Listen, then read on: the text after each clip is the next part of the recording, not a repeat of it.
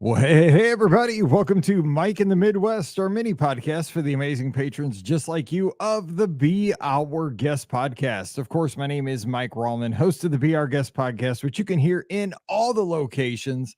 And I just got to say, thanks for your support of the Be Our Guest podcast. We are doing great on the travel and places in the Chartify podcast listings. We are top 10 in the U.S.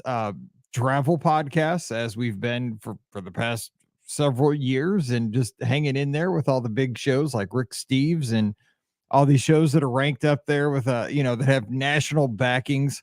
So I just appreciate you taking the time to always listen to our show. It's always cool to see that a little show like ours that is based out of St. Peters, Missouri, in the basement of a house can hang with national brands. And I think that's because we have the best listeners. We are community driven. You guys support the show. You guys own the show. This is all of our show. And it is just about a bunch of people that have a common love for Disney and a common love for each other. And we love to share stories about the good in the world. And I just want to thank you for letting us do the show and letting me do the show. I hope you always know that when these shows come out on Monday, Wednesdays, and Fridays, the big show, the Be Our Guest podcast, that I have a good time doing the shows. And Ricky, Pam, and Scott, we always have a good time doing the shows. But I mean, I can only speak for myself. It's the most fun I have all week. I love doing it, especially this show, because this show I get to talk about, me and my memories. I love doing this. So thank you very much for supporting us on Patreon, because you're here. I appreciate you. I know the $5 a month that, you could spend that another way. Thanks for hanging in there with us every month. It means a lot because it does keep us helping to pay the costs that go up each year. It really does mean a lot. So thanks for hanging with us. It does mean a lot. I don't say it enough. I appreciate you so much. And I hope you always enjoy these shows. A couple of folks out of Disneyland said, I really do like Mike in the Midwest. And it kind of cracked me up because I wanted to give something extra for those who support us on Patreon. And so I thought, well, we're a podcast and everybody who listens to our show must enjoy podcasts. So what could I give? Well, I could give another different type podcast because those folks probably do enjoy podcasts. But I never thought it was anything anybody would really enjoy like as much as the other show. It was just something to like a throwaway.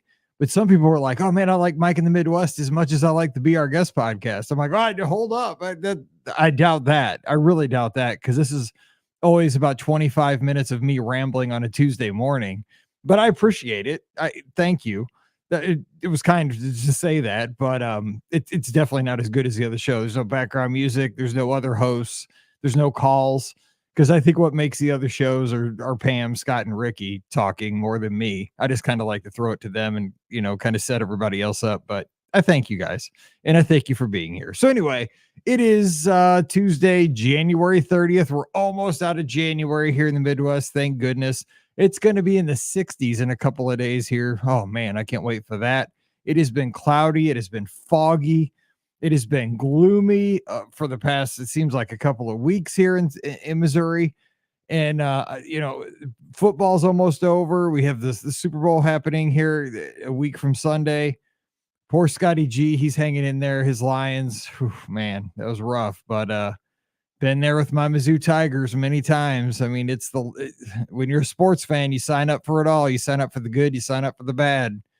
And it seems like some sports franchises, it's just like you get more of the bad than the good. But that's just the life of a sports fan. Sometimes it's not. The sports are definitely not fair. So I feel for you, Scotty G. I've totally been there. So yeah, this is that time of the year. I guess we got spring training coming up here soon. In a couple of weeks, pitchers and catchers report, and that means spring is not too far away.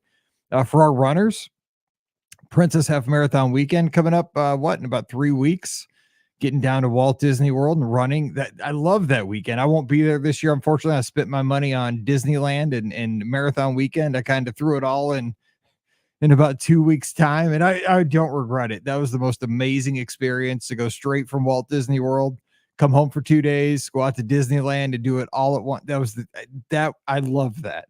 That was a crazy, crazy, crazy 2 weeks.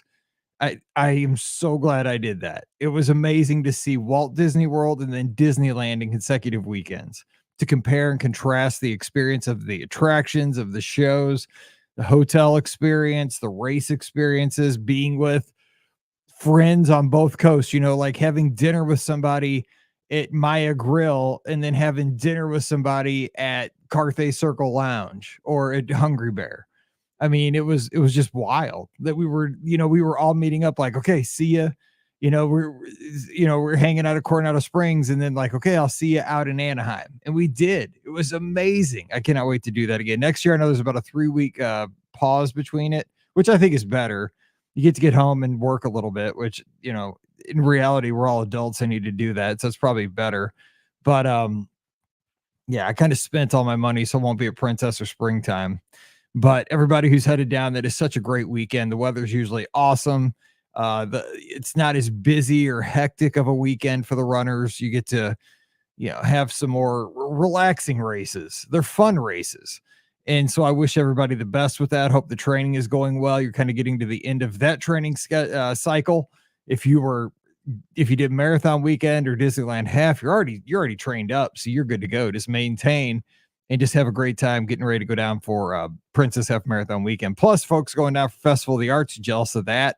Don't get to see that this year either. I love that festival. Good food, so many cool things to see visually.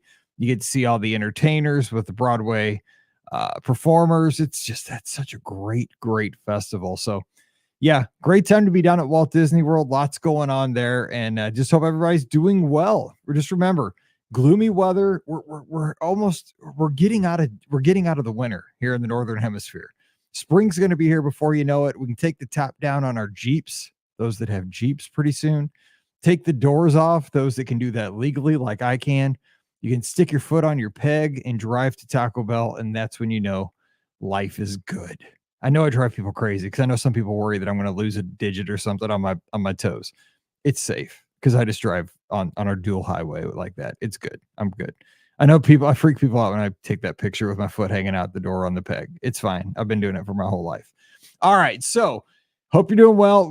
What's going on around here before we hit the main topic? Let's see. Tonight, we have 2 basketball games that I'm excited to get to go to. Our Francis Hall Vikings, we have a good football team. I rave about them all the time. We won state, not last year, but 2 years ago. And last year we went for 2 and we could have gone to state if we'd have converted it, going for the 2-point conversion. We didn't make it, so we got knocked out of the playoffs. Still would have gone for 2. But our basketball team's usually pretty good. This year, 17-3, our basketball team. Latest rankings, I saw we're 7th in the state of Missouri. So we're not doing too bad. 17-3. We're pretty good at basketball this year all of a sudden. And so it's fun to watch them. And of course, Mallory this year is a varsity cheerleader. So she's cheering all the games. So tonight we get to go see another basketball game. And she's also cheering the girls. And the girls are 14-3.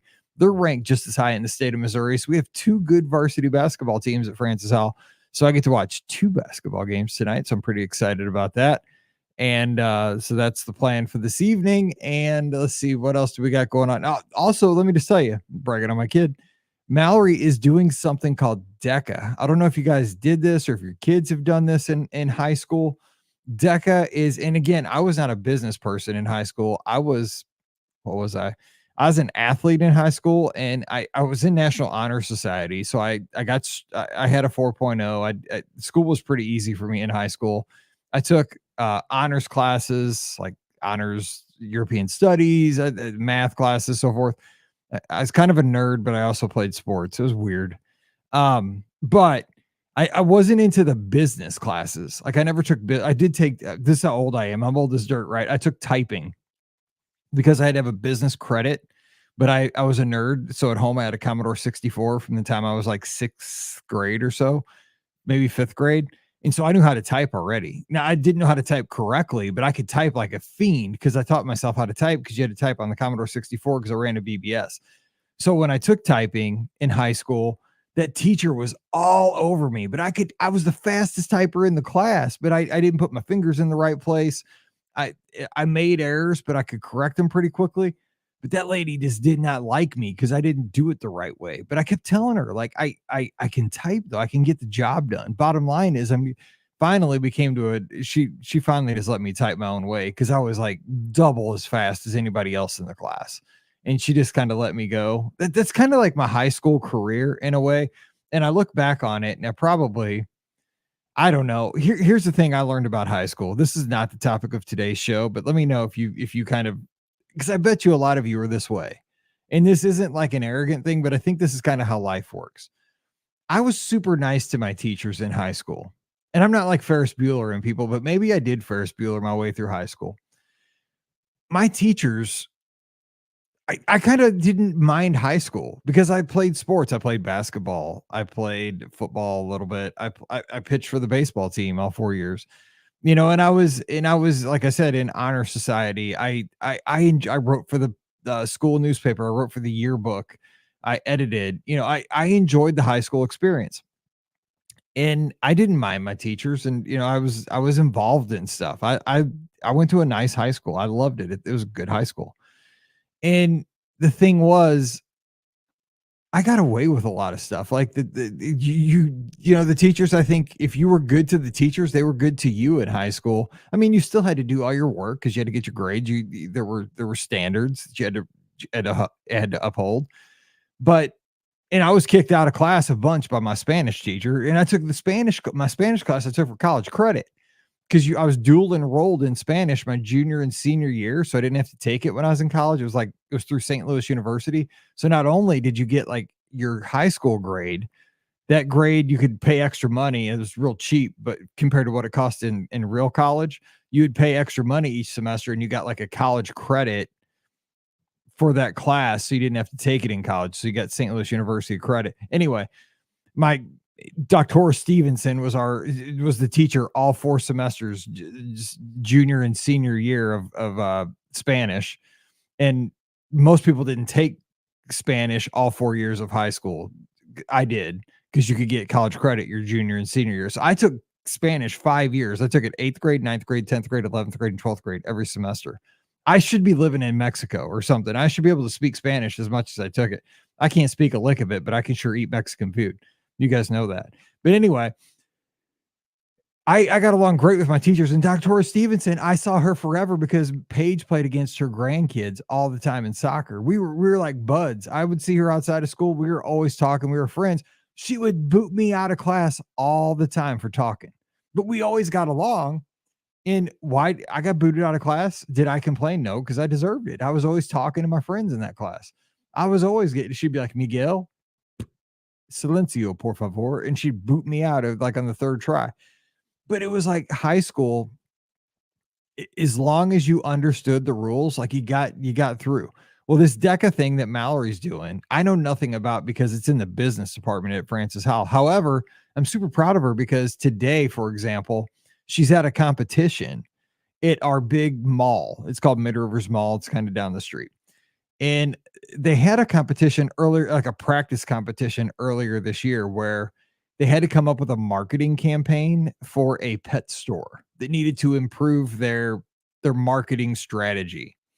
And so they gave them a scenario, and that was the scenario. Like this marketing, this big pet conglomerate is kind of flat. They need to improve their sales. How are you going to do it?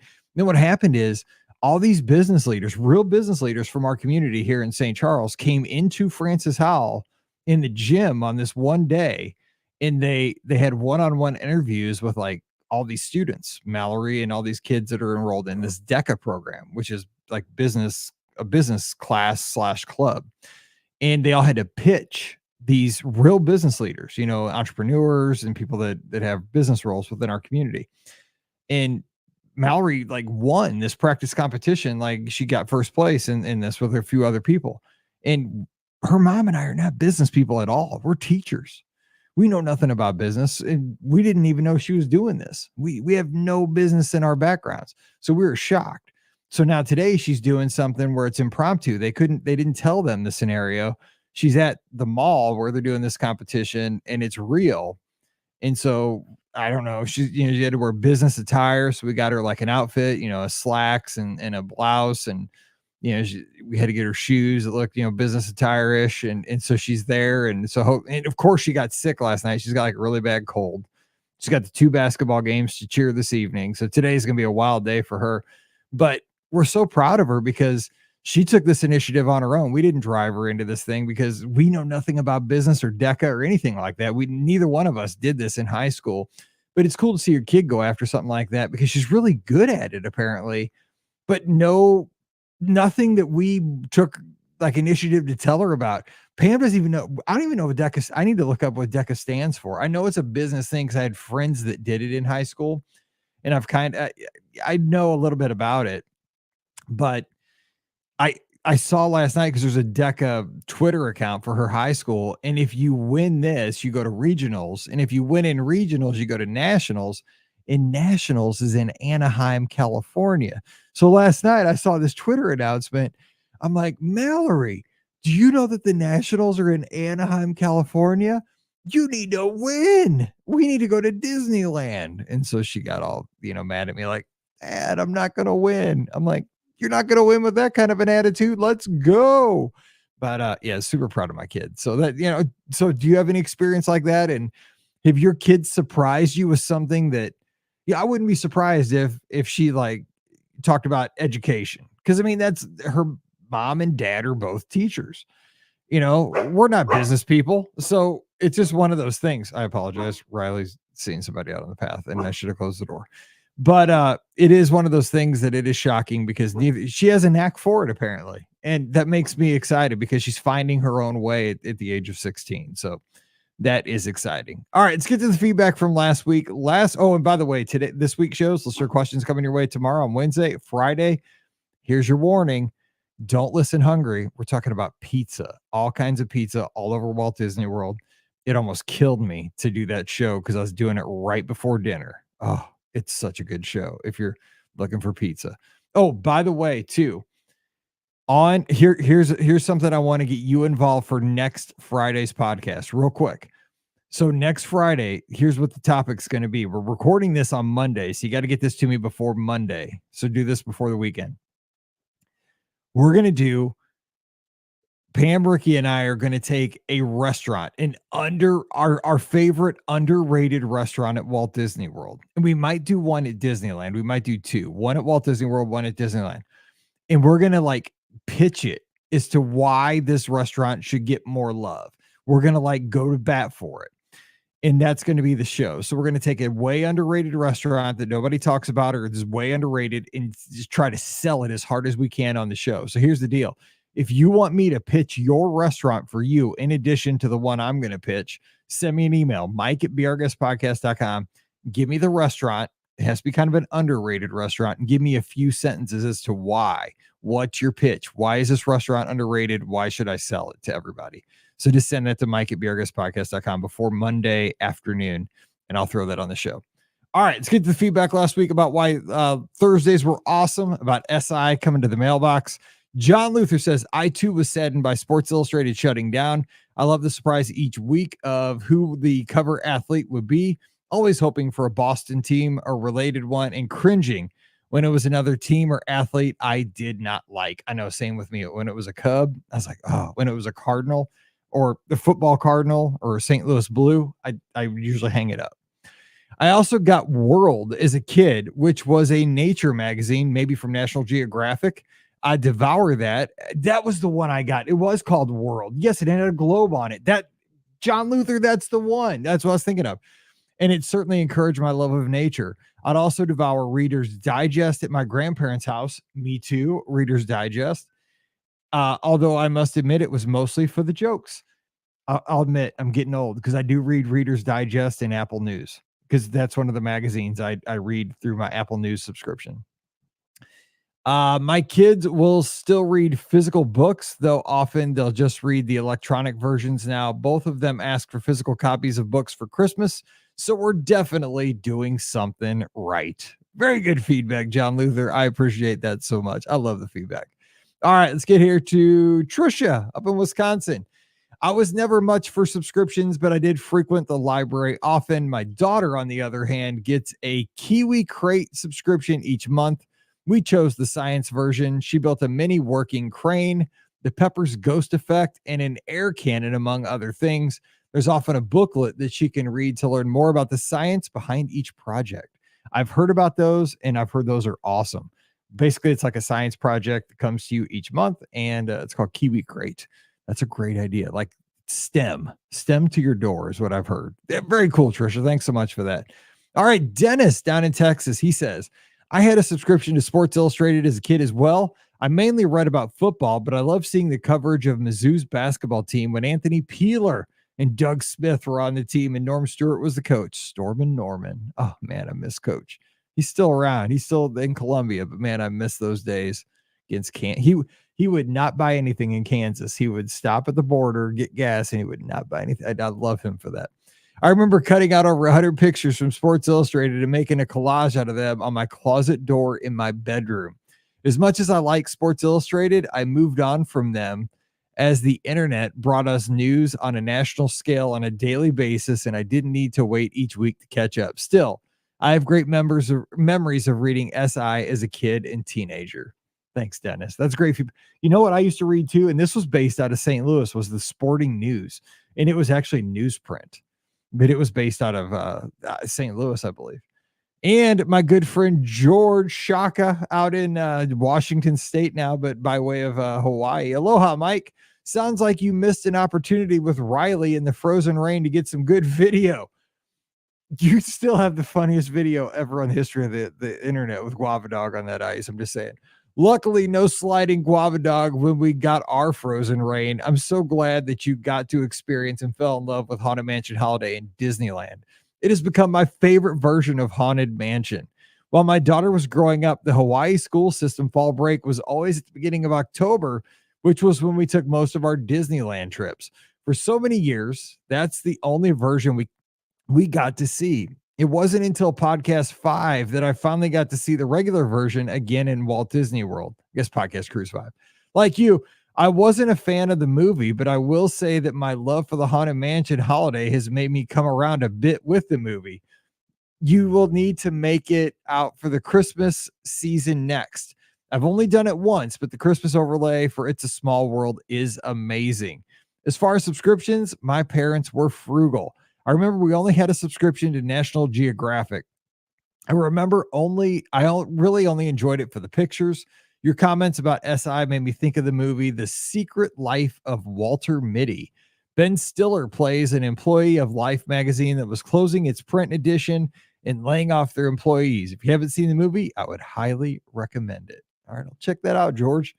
I don't watch many movies, but that one sounds like I need to see it. All right. Aloha, George. Hope the family's doing great out there. And I love Guava Dog, man. That video. I can't even think about the video. I'll just start laughing and that'll be the end of the show.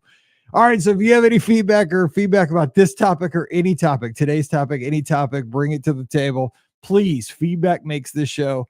Patreon.com/BRGS podcast. All right. Real quick. Today's topic. I got a surprise in my podcast feed. And I don't know if you guys get this too on your app, but there's a show that I subscribe to and it had gone dormant for a long time. And it's called Rental Return.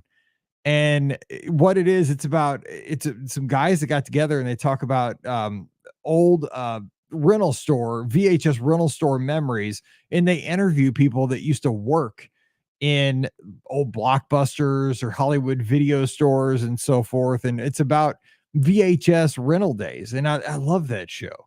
Now, this show was started by Jason Gross, and I talked about him months back. He was that podcaster that I said that I would have loved to have spent more time with. He passed on in October with an untimely death. And I still have had a hard time with that because, again, I listen to his podcast all the time. He did podcasts about 80s topics. He ran a website called Rediscover the 80s, and he was really good at it. He was just kind of a common guy that would always go to thrift stores. He lived in Alabama, did his show out of his house, kind of just like this. Just had a passion for retro topics and just would put out a show, maybe every week, every couple of weeks. But he did this show about old video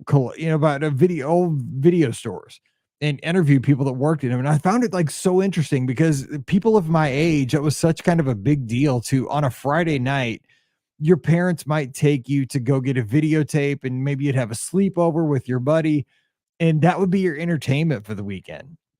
And so his friends from that network kind of took over the show. One popped up on my feed this morning and they did a preview for season 4 that they're going to do in his honor today. So when I was on the treadmill this morning, I thought I want to talk about a couple of things that I remember from my early VHS days.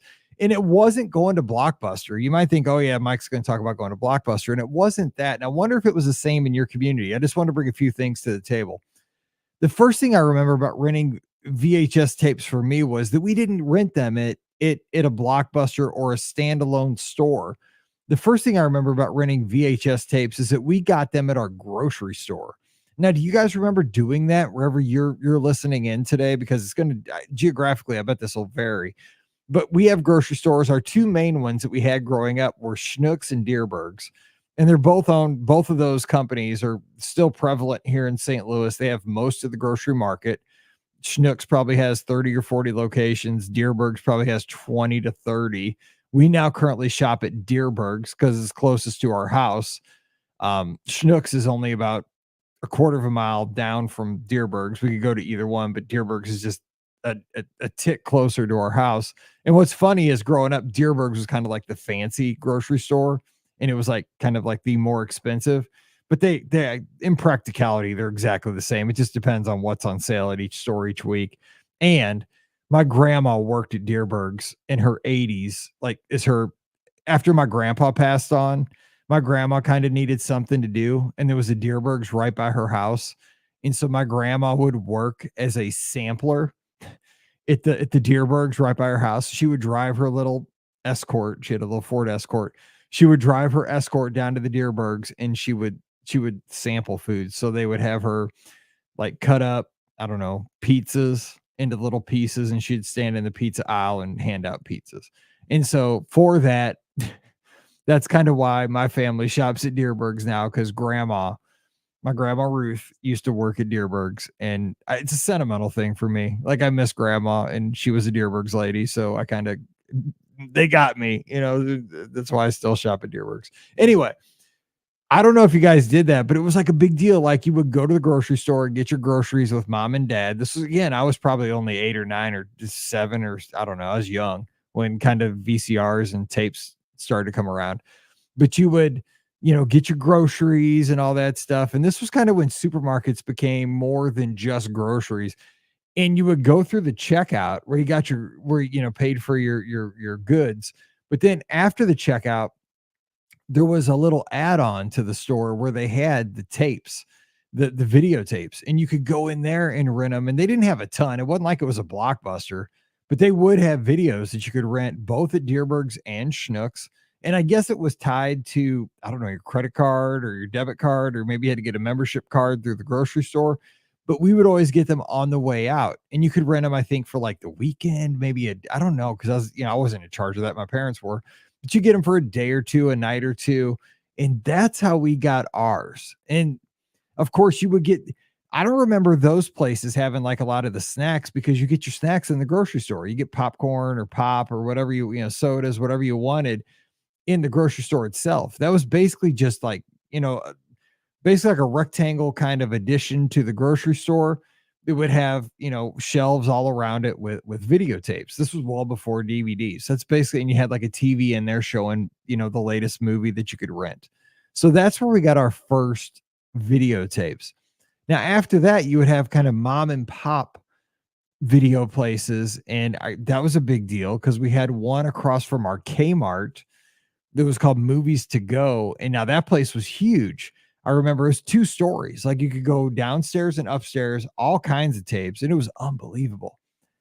And when you went in there, that was like probably 4 or 5 times the size of the inventory that our Deerbergs and Schnucks had. Because I guess that was just like an add-on business for them. But this had to stand alone and make its own money, right? So it was a lot bigger. And then we went there and we would get that. And now they, of course, had popcorn and cotton candy and candy bars and all that additional stuff, which is probably more of a revenue maker than the movies itself. But it was just such a big deal. Back in those days, you would take your buddy up there and you would go through, and they had, more, like you would have a lot more in each section: science fiction, sports, drama, comedy. and you would go through there and, you try to find, oh, do they have Star Wars? And and you would always hope that it was there because sometimes the box would be there, but the movie wasn't because it was already being rented by somebody else. But I just remember the excitement of going there on a Friday night with like my friend Ryan, who lived across the street. And so we would get a movie and then you would, it'd hopefully be there. And if it was, you'd rent it. I don't know, it was like $4 or $5 for the weekend or whatever. And you'd take that movie home and then you'd, get your candy, get your sodas. And, you would probably watch the movie, maybe play some Atari. And that was your Friday night, or your Saturday night. And I mean, nothing was better. And I'm not even a movie guy, but that's kind of what you did. And I'm sure it was the same for wherever you were from. But the movies I remember were like Star Wars, Gremlins, Ghostbusters was another one that we rented.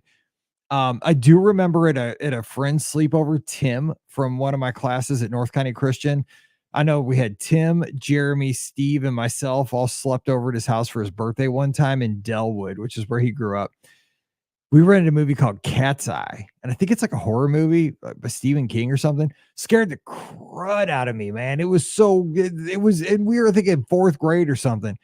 Scary, super scary movie. I don't know how his parents let us watch it, but I remember like we went to the rental store at the grocery. We got that at the grocery store. Should not have been watching that freaky movie. Totally scary, but I just remember that to this day. It was scary.